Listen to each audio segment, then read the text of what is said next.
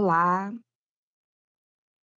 eu sou Mônica Antonieta e nós vamos hoje trabalhar com a dimensão estruturante do enfrentamento ao racismo institucional, dentro do sistema de justiça, notadamente dentro do sistema penal. A temática ela é muito importante porque está justamente dentro do eixo da pena justa, que trata das questões relacionadas ao Plano Nacional para o Enfrentamento do Estado de Coisas Inconstitucional nas prisões brasileiras, em razão da decisão da ADPF 347. Esse é um tema muito caro para as defensorias públicas estaduais, principalmente porque nós sabemos, enquanto defensores que atuam na área criminal e nas áreas que também atravessam as questões relacionadas às opressões dos corpos negros, das pessoas em situação de vulnerabilidade sociais, é que eh, a gente precisa realmente atuar com reflexividade, né? Como eu disse, eu sou Mônica Antonieta, sou defensora pública, do estado da Bahia, sou doutora em Direito pela Universidade Federal da Bahia, também sou mestra em Direito com ênfase em Cidadania e Direitos Humanos pela mesma instituição. Sou defensora pública que, atualmente está na coordenação adjunta do Núcleo de Equidade Racial, enfrentando justamente esses atravessamentos, né. Então, essa temática é muito cara, né, e dentro da perspectiva do pena justa, a gente observa, um problema, eh, um problema que precisa de solução, que é a baixa institucionalização do enfrentamento ao racismo no ciclo penal. Para tanto, a gente precisa, eh, racializar o discurso. A gente precisa racializar a questão criminal, né. Há um problema muito grave dentro, né, da questão do sistema punitivo nacional, que é a negação do racismo institucional, a negação das consequências do racismo institucional que assola, o Estado brasileiro há centenas de anos. Então, dentro dessa perspectiva, é, é importante a gente partir, eh, não do racismo como premissa, mas entender o racismo e suas concepções para que possamos, chegar a um determinado momento, relacionado ao sistema de, ao sistema de soluções para, um complexo problema social.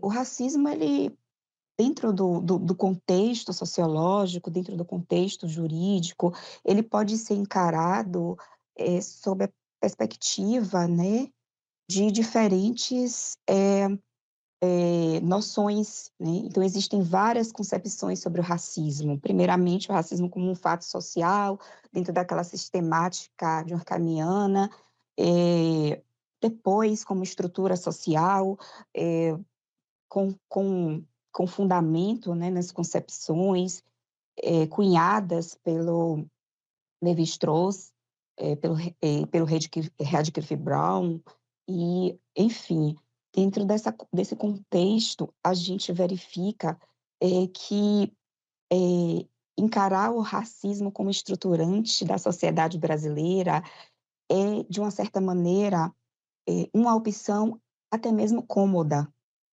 Então, a gente jogar lá para o início de tudo, jogar para o processo de escravização, as questões relacionadas ao racismo e suas consequências, dentro do sistema punitivo, é até uma questão, né, e uma circunstância cômoda, né, para os processos de decidibilidade, dentro dessa perspectiva. Então, encarar o racismo como estrutura, como aquilo que se repetiu durante muito tempo, como aquilo que estruturou a sociedade dentro das suas organizações, dentro dos seus organismos, é uma perspectiva que tem se encarado com bastante naturalidade dentro dos contextos sociais, né. Para além disso, a gente também verifica, né, o racismo como instituição, instituição como uma camada mais profunda das estruturas sociais, instituição, né, como, aquelas condutas e práticas que foram naturalizadas e depois normativadas pelos ordenamentos, né, pelo Estado brasileiro, né, pelas organizações e pelas instituições sociais. Então, instituição como regra, o racismo como regra de comportamento, como regra de conduta totalmente regulamentado dentro do ordenamento jurídico, como prática social. E a gente pode encontrar também uma concepção nesse sentido, né.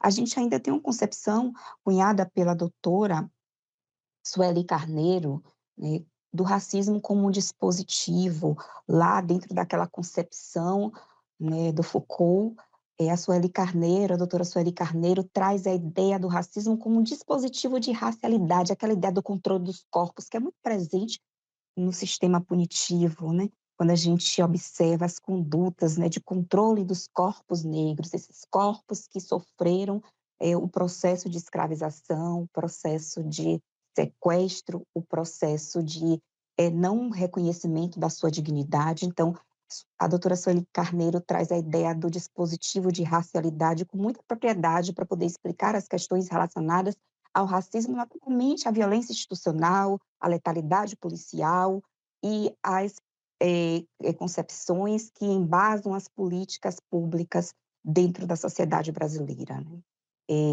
Nós devemos lembrar que de 14 de maio de 1888, né, até meados do século XX, nós não tínhamos nenhuma política reparatória para, tentar minimizar os danos, reduzir os danos causados os danos causados pelos processos, né, de escravização desses corpos sequestrados de África, né. Então, dentro dessa perspectiva, encarar o racismo como esse dispositivo de racialidade, como esse dispositivo de controle, ele é muito interessante também, né, é uma perspectiva muito interessante, né. O racismo como ideologia, o racismo dentro da questão relacionada à produção do conhecimento, né, o racismo como produção do conhecimento dentro dessa perspectiva de hierarquia das raças, de tentar justificar, essas violências e violações, essas opressões que recaem sobre determinados corpos racializados, notadamente os corpos negros, né. Então, essa ideologia que é muito marcante dentro da sociedade, né. O racismo como sistema de opressão, dentro da perspectiva da doutora, Djamila Ribeiro, então essa ideia de uma, circunstância ali pontual e que, vira e que consegue se transformar em uma questão sistemática dentro do sistema, né, do sistema punitivo, então aí a gente vem com essa ideia, né, do sistema de opressão, ou seja, né, uma questão pontual que repetidamente é realizada uma conduta, uma uma uma prática social e de repente, acaba se transformando em um sistema de opressão em relação a determinados corpos, em relação a determinadas pessoas, né. E o racismo como crime, né, cunhado aí, dentro do nosso ordenamento jurídico pela Lei 7716 de 89. Então a gente tem várias concepções acerca do racismo, mas o que isso tem a ver com o processo, né, hoje, né, resultante da ADPF 347, o que isso tem a ver com a questão relacionada ao sistema punitivo. Isso tem tudo a ver, porque dentro do cenário nós encontramos, práticas regulamentadas, regularizadas, normatizadas e outras, inclusive práticas legisladas que demonstram, eh a existência de racismo dentro do sistema punitivo, né. Então são condutas que foram eleitas, né, escolhidas pelo legislador como condutas, eh eh, criminosas, como condutas que, são qualificadas como, crimes e que na verdade representam o re o reflexo, né, de anos de condutas, eh que foram assimiladas e praticadas, né, contra, as pessoas não brancas, contra as pessoas negras nesse país, né. Dentro dessa perspectiva, é importante a gente deixar claro que o racismo institucionalizado, né, esse regulamentado, normatizado dentro do ordenamento jurídico brasileiro, ele tem essa repercussão muito autêntica dentro do sistema punitivo e a gente vai verificar isso. Só que, dentro de todo esse contexto social, hoje a gente verifica que o racismo, por si só, como categoria analítica, não está sendo mais suficiente para compreender as experiências das pessoas negras no Brasil, né. Hoje a gente tem um conceito de antinegritude muito forte, um conceito de negrofobia, que vem, trazer, né, explicações, né, não justificativas, mas explicações para as situações que ocorrem, dentro, do contexto, eh, das instituições brasileiras. E aí a gente tem a ideia, né, de que o racismo, sendo entendido como esse conjunto de práticas sociais, né, institucionalizadas, né, dentro da perspectiva dos valores que são, acolhidos pela sociedade, geram desvantagens estruturais para pessoas negras, para corpos pretos,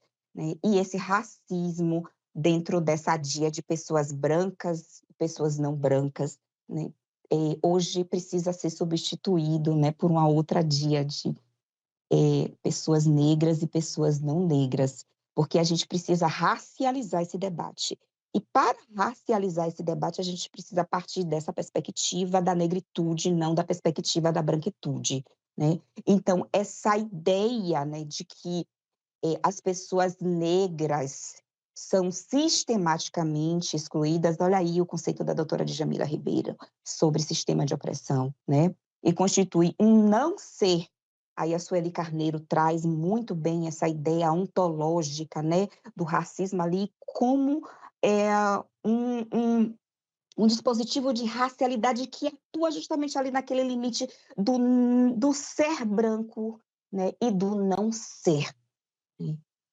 Direcionada às pessoas negras, né. Então, essa ideia do não ser, fundamenta as subjetividades não negras, as subjetividades da branquitude.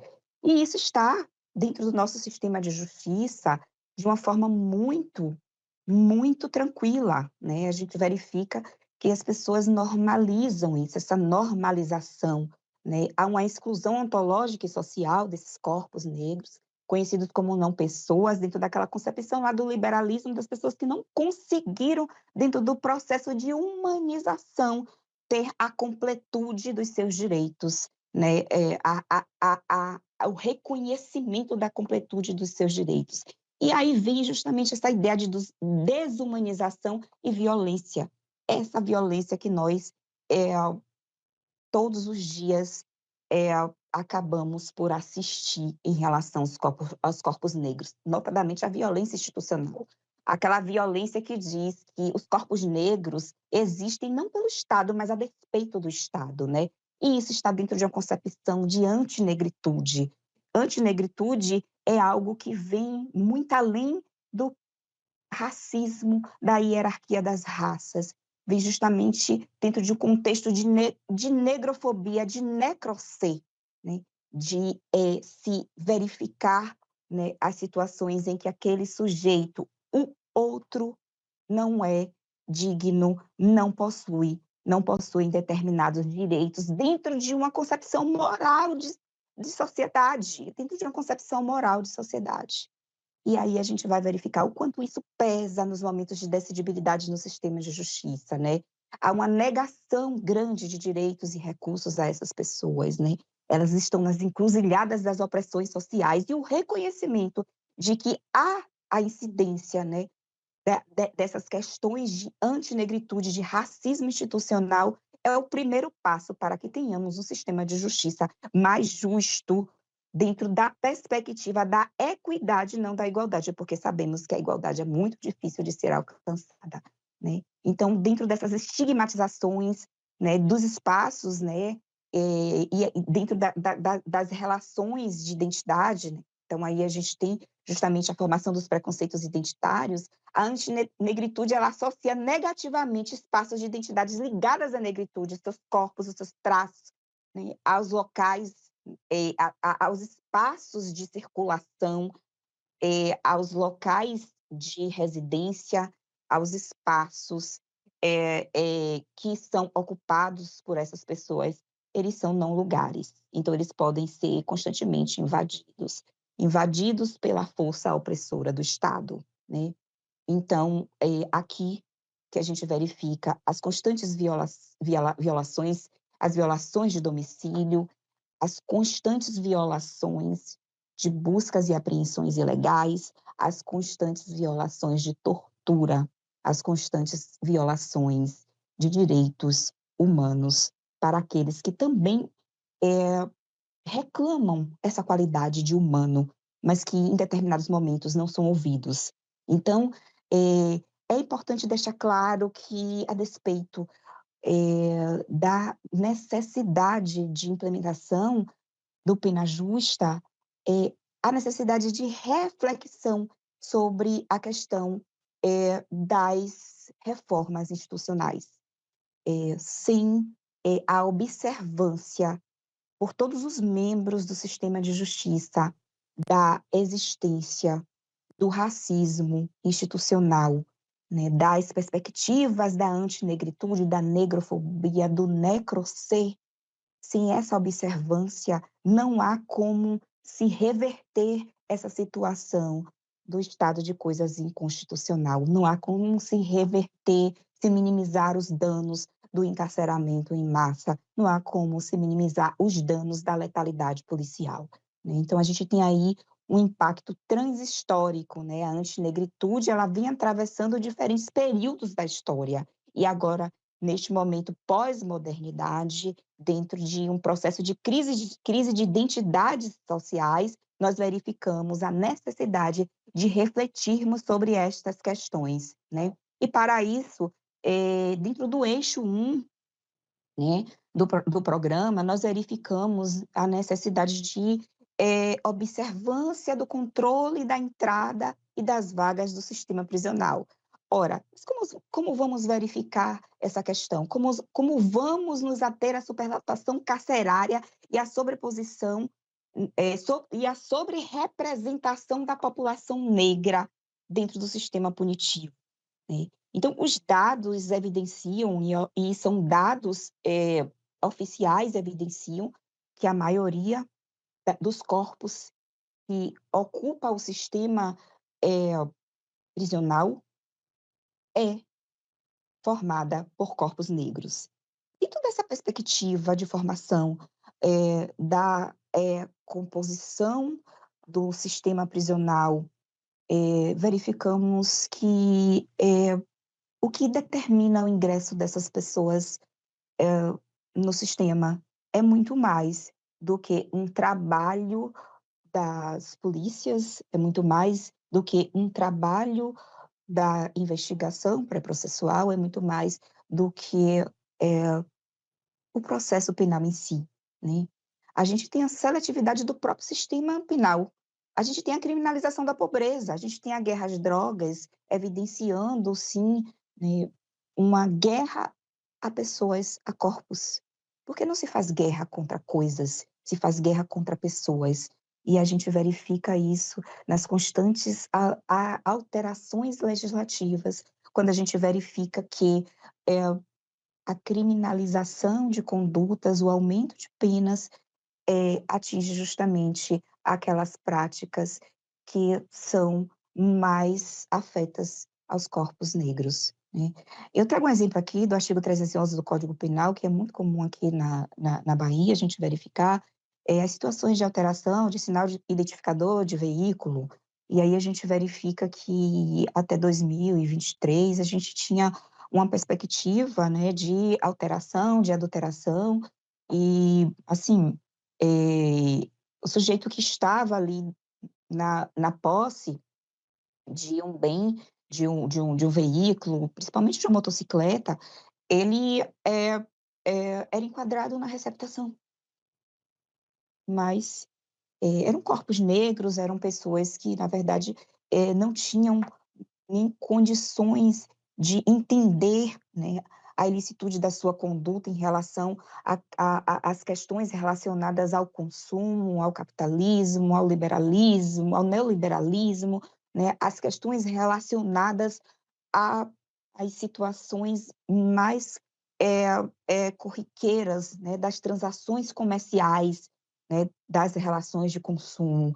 De repente, essas pessoas se viam ali, né, inclusive vítimas, né, de, outros processos de criminalização e eram surpreendidas, né, na posse de um produto de crime, né. A última alteração legislativa, diferentemente do que acontece na receptação culposa, trouxe para, o âmbito do artigo 311, com penas de 4 a 8 anos, as situações de posse, as situações de estar na posse, né, do bem com um sinal, identificador do veículo, né, alterado. Então, isso trouxe, né, um ingresso muito maior, né, no sistema prisional, com, a,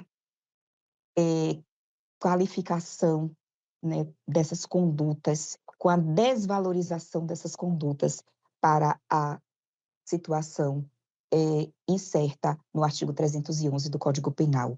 Então, hoje, o sujeito que, conduz uma motocicleta, tomou emprestado do vizinho, que, precisou, né, prestar um socorro, que estava na garupa da motocicleta, responde pelo crime do artigo 311 e entra no sistema de justiça, repressivo, dentro dos estabelecimentos prisionais em razão do quantitativo de pena que é alto, né. Então, dentro dessa perspectiva, a gente vê como esse processo de criminalização se dá e se direciona para corpos negros, para pessoas que estão ali nas situações de vulnerabilidade, que estão ali dentro daquele contexto de hipossuficiência econômica que a gente bem conhece.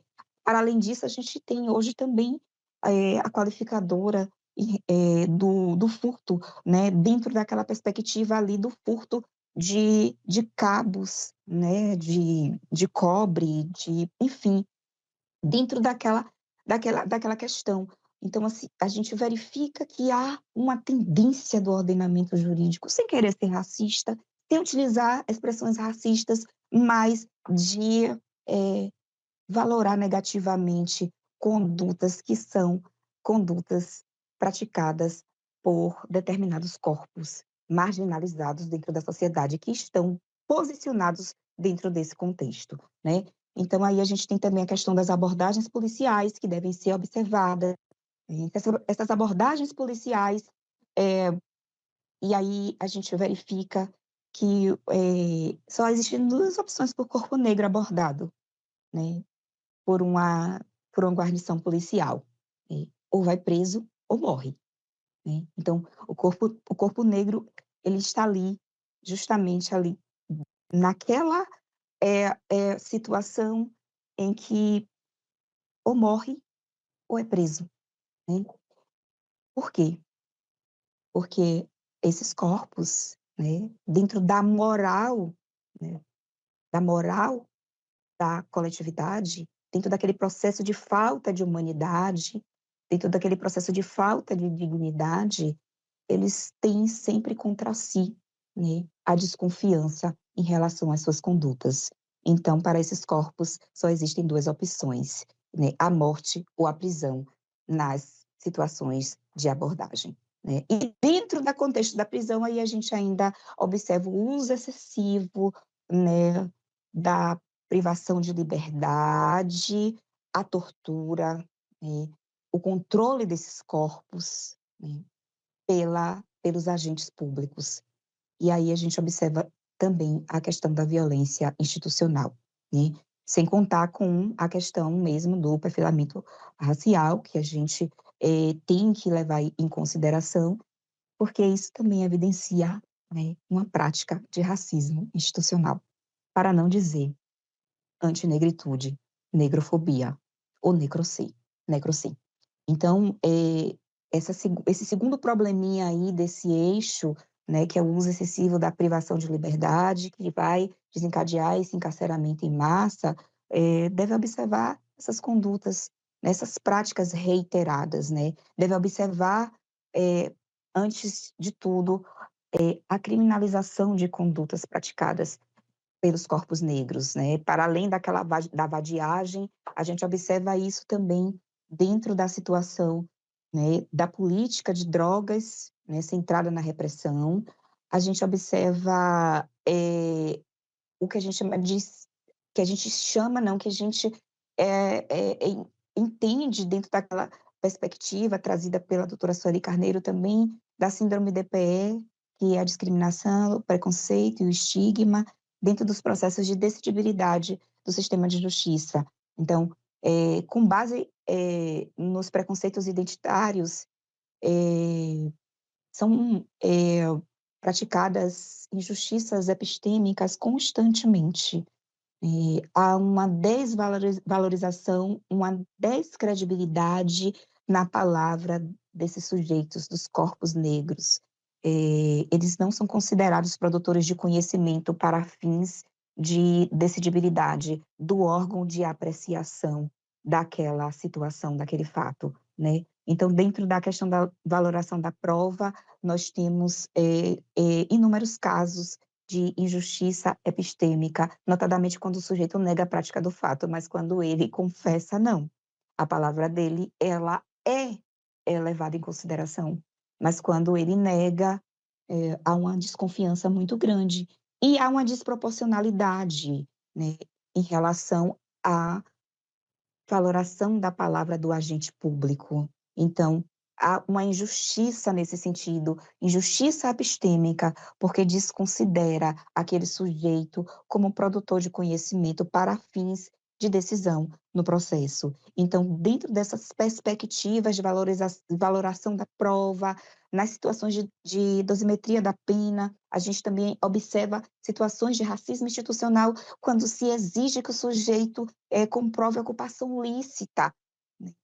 Eh, Se isso não acontecer, há uma desvalorização, né, da sua conduta, da sua personalidade, em razão da não comprovação de atividade ilícita e a pena base, ela vai lá para cima. Então, existe uma série de práticas dentro do ordenamento jurídico que, não são diretamente, vistas como práticas racistas, mas são institucionalizadas e são práticas que discriminam, são práticas que estigmatizam, são práticas que demonstram preconceito identitário. No eixo 2, a gente tem uma situação bem, peculiar em relação à questão, né, dos serviços prestados e da estrutura dos estabelecimentos prisionais. Quem são esses corpos que ocupam os estabelecimentos prisionais? Mais de 60% dos corpos que ocupam os estabelecimentos prisionais do Brasil inteiro e na Bahia, mais de 80%, são corpos negros. Então, são corpos negros que, na verdade, estão ali nas encruzilhadas das opressões e vão encontrar no sistema de justiça algo igual ou pior. Melhor não vou encontrar. E assim, e qual é a preocupação do sistema de justiça com essa questão, né? A DPF 347 vem mostrar que até então não existia preocupação nenhuma em relação a isso, né? Então a gente tem uma inadequação da arquitetura prisional, a gente tem baixa e má qualidade dos serviços prestados, isso aí é óbvio, e aí a gente tem aquela ideia do princípio leis elegibility, que é, na verdade, menos elegibilidade, né? Para que o castigo produza o efeito que se deve esperar dele, basta que o mal que causa ultrapasse o bem que o culpado retirou do crime. Então, Foucault, ele traz essa essa perspectiva, né, eh, do que é o controle desses corpos, né, e aquela ideia do que ele vai encontrar dentro do sistema repressivo, né. Então o sistema repressivo, né, ele acaba refletindo as ideologias punitivistas, o direito penal de emergência, o direito penal midiático, o direito penal subterrâneo, a negrofobia, a necropolítica, né, a própria ideia da moral social é associada ao direito, essa moral social que diz quem tem direito e quem não tem direito, né. Aquela concepção mesmo, né, do Jacobs, né, do direito penal do inimigo, aquela ideia lá, né, do sistema, né, das normas, enfim. Então, para o inimigo, menos direito, para o inimigo, não direito. Mas a gente já tem isso para os corpos negros, menos direito, né, se forem reconhecidos. Então, a gente, já encontra dentro desse sistema uma desconfiança muito grande na palavra desses sujeitos, né, então a discriminação, né, racial, dentro de todos os contextos que atravessam, o sistema punitivo nacional, né. E dentro desse contexto a gente tem, o problema da tortura, do tratamento desumano, né, do tratamento cruel, mas quem são esses corpos que sofrem? São os corpos negros, né. E aí, né, como resolver isso, né? O levantamento, trazido pelo Plano Nacional deixa bem claro que há uma impunidade da violência institucional. Como resolver essa questão? Vamos racializar o debate. É necessário racializar esse debate. É necessário compreender que existe uma institucionalização de práticas naturalizadas ao longo de um longo processo histórico, né. E isso vai repercutir, é óbvio, dentro da perspectiva do sistema positivo ou do sistema punitivo, em uma resistência, né, das instituições, à transparência de dados, né, à transparência das, ocorrências, né. Então há uma resistência institucional à transparência das ocorrências, para que haja um levantamento da violência institucional ocorrida dentro dos estabelecimentos prisionais, né. E aí a gente, em razão dessa falta de transparência e dos canais efetivos, né, para a denúncia, a gente tem uma invisibilidade desse problema.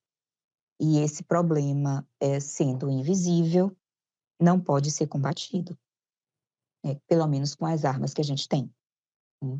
Além disso, o programa, né, dentro do plano de ação, traz uma desvalorização dos servidores penais. Aqui na Bahia, sua maioria são corpos negros também, né, que ocupam também esses cargos. Então aí a gente tem também uma questão relacionada, às organizações, às estruturas, né, e o desprestígio de determinadas, funções dentro do ordenamento, né, jurídico, né.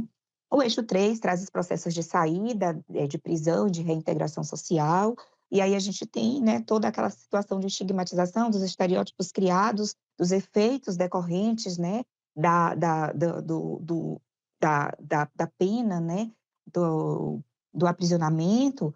Então a gente tem, também uma ausência de estratégias de reintegração social. Lá em 2013, quando eu estudei isso no mestrado, trabalhei com ações afirmativas para egressos do sistema carcerário brasileiro.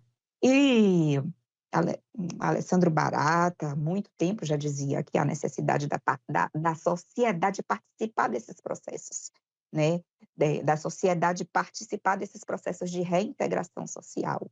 Mas como é que a gente vai fazer isso? A gente precisa, para além de tudo, trabalhar com as ideias relacionadas à, conscientização popular, né. E o eixo 4, já finalizando, traz justamente a ideia das políticas para a não repetição do estado de coisas institucional. E aí vem a ideia, né, da baixa institucionalização do enfrentamento do racismo institucional no ciclo penal, que é o que a gente está trabalhando aqui.